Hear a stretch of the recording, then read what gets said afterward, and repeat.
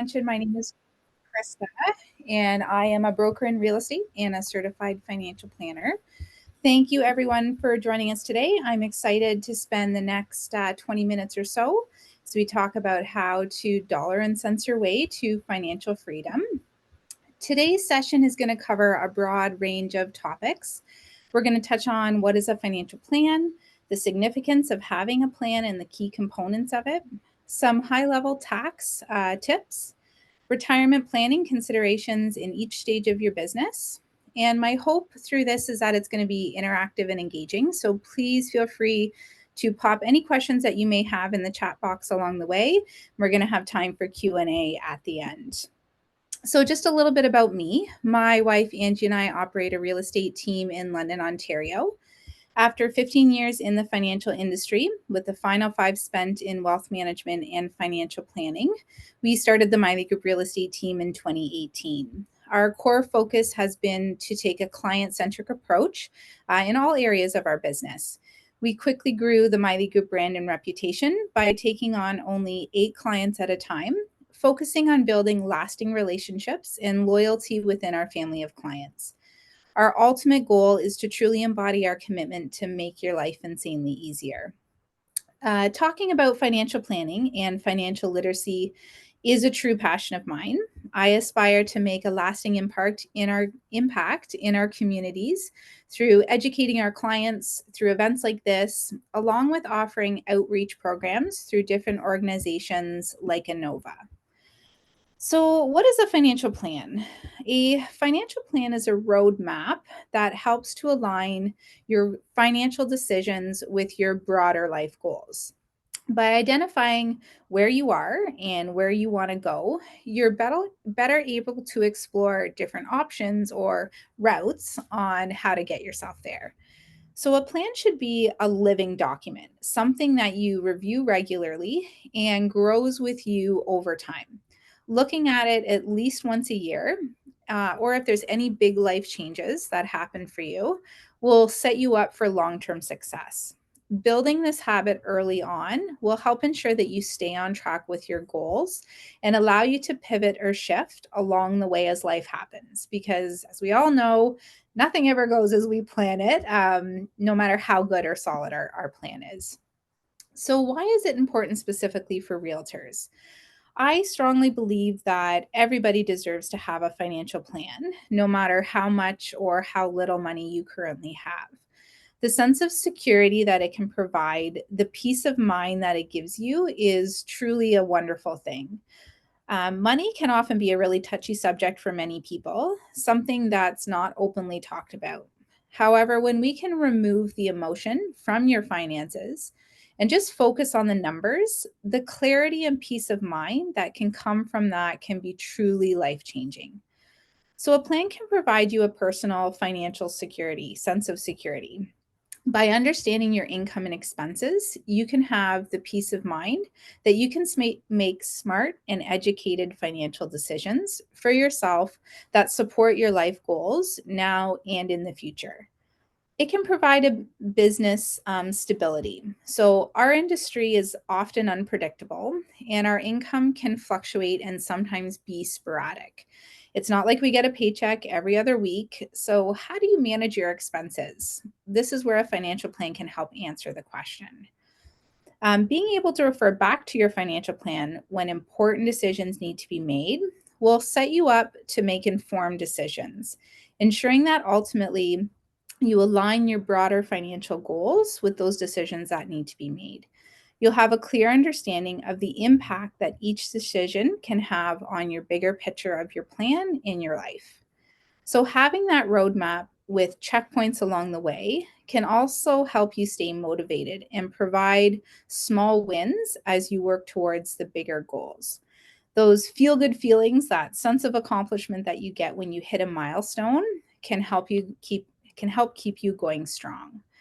So, a well financial plan needs to be personalized and well crafted, and it's truly a priceless tool for realtors and all individuals alike. It can provide you peace of mind and a line of sight to financial freedom, whatever that may mean to you personally. So some key components to consider.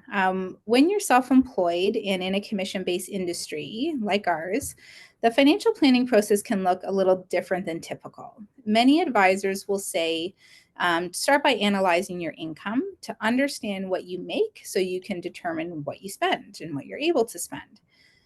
We have the amazing ability to control our level of income. So typically, when I work with agents, we first work to understand their core expenses and their spending habits. So, do you have a spending tracker? Most banking apps have online tools that can help you track your spending. But what do you do with all that information that it gives you?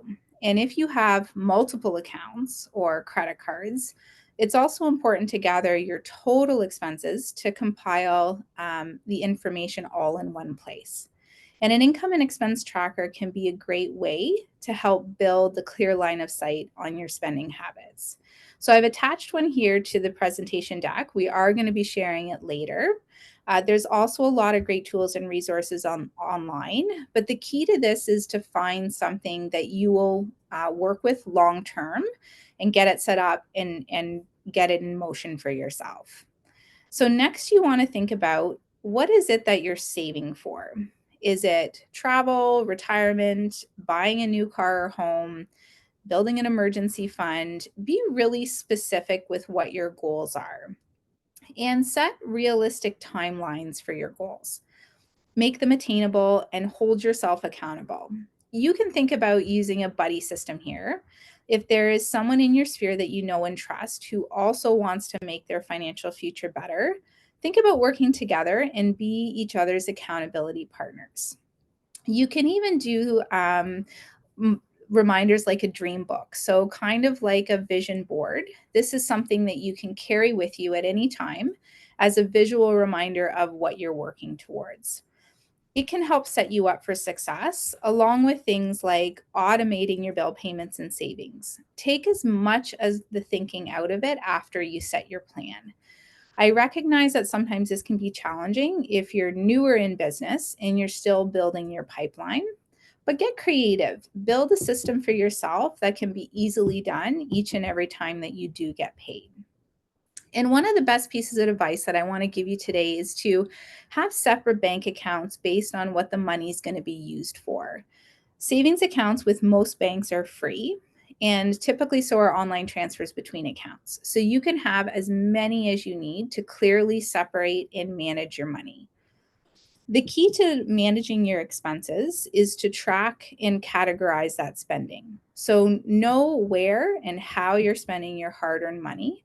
Not only will this give you a clear overview of where your money's going, but it will also pay off tenfold come tax time.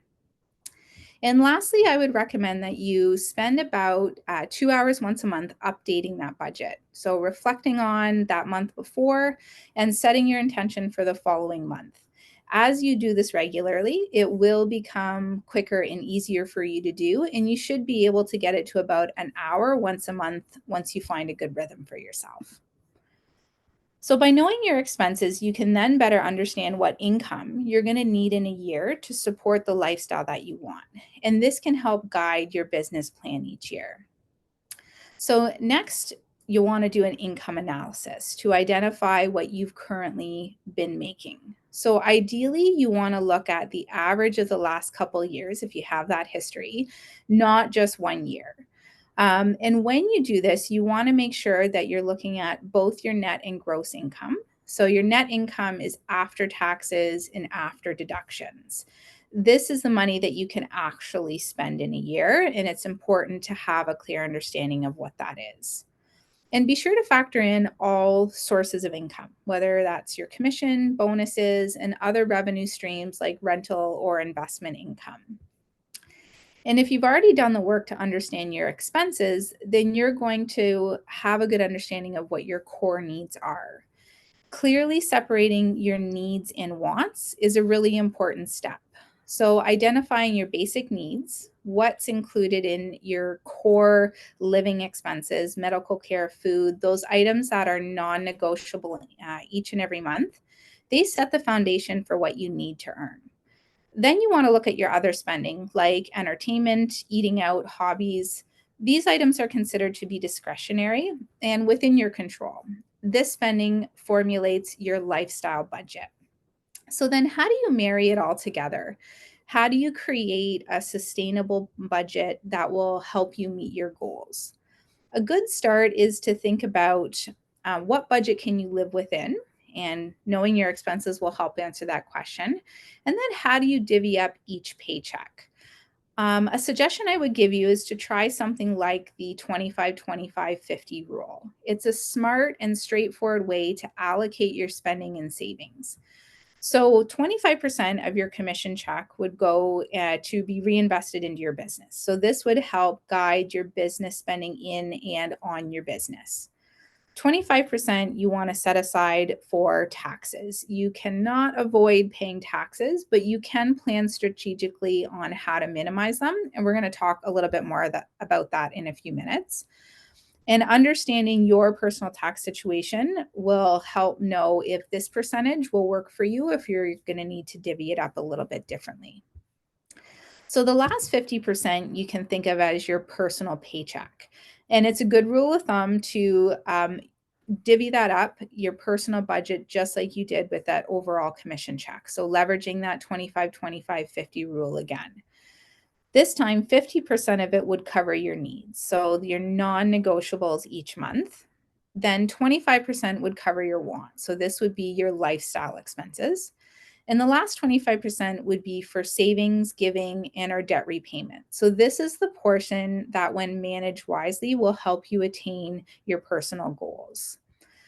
And lastly, it's important to remember that the HST you collect is not your money. This money needs to be paid to the government each and every year. So have a separate bank account where you set what's paid to you off your commission aside each pay. This is also a way to potentially create a little bit of extra savings in each year. For if you're tracking your expenses accurately, you'll most likely have some HST deductions, which may mean that you have a little bit of extra money in this account at the end of the year. So once you've identified your income, your expenses, and your goals, then it's important to review your investment strategies within each goal. Developing a diversified investment strategy that aligns with your short and long-term financial goals is a key component for a strong plan.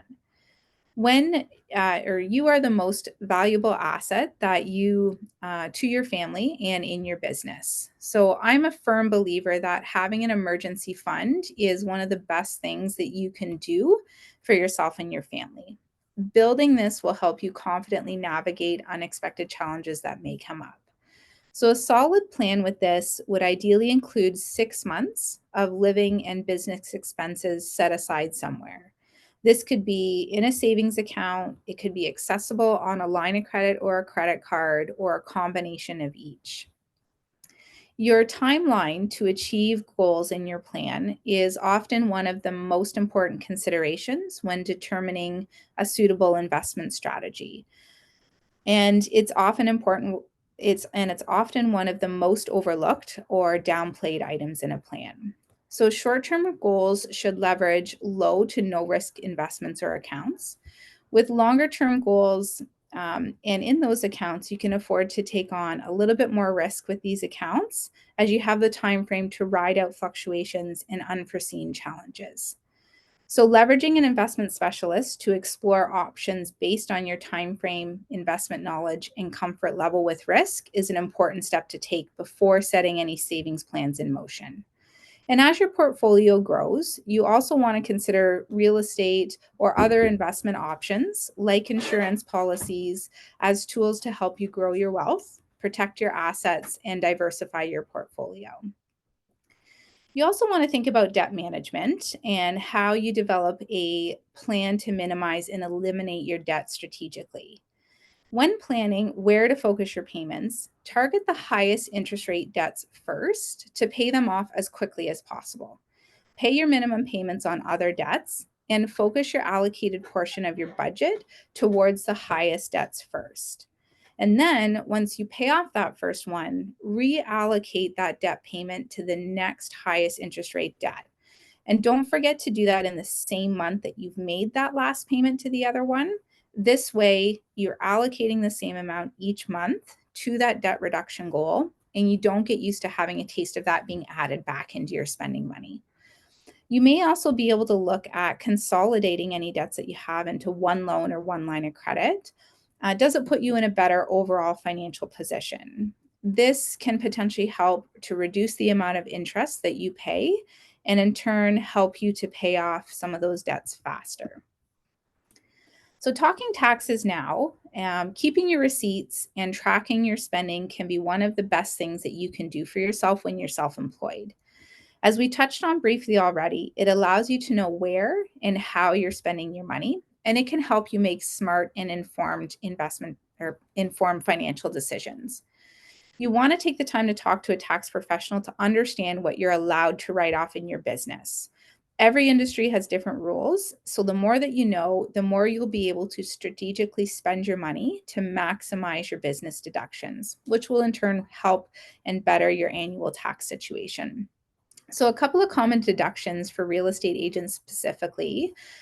You can write off things like licensing and tuition fees, continuing education expenses, portions of your car expense, asset purchases like computers, phones, or office equipment, systems and technology, and even portion of business-related meals and entertainment costs. It is critical for real estate agents to keep detailed records of your expenses and to consult with a professional to ensure that you're complying with specific tax regulations in Ontario.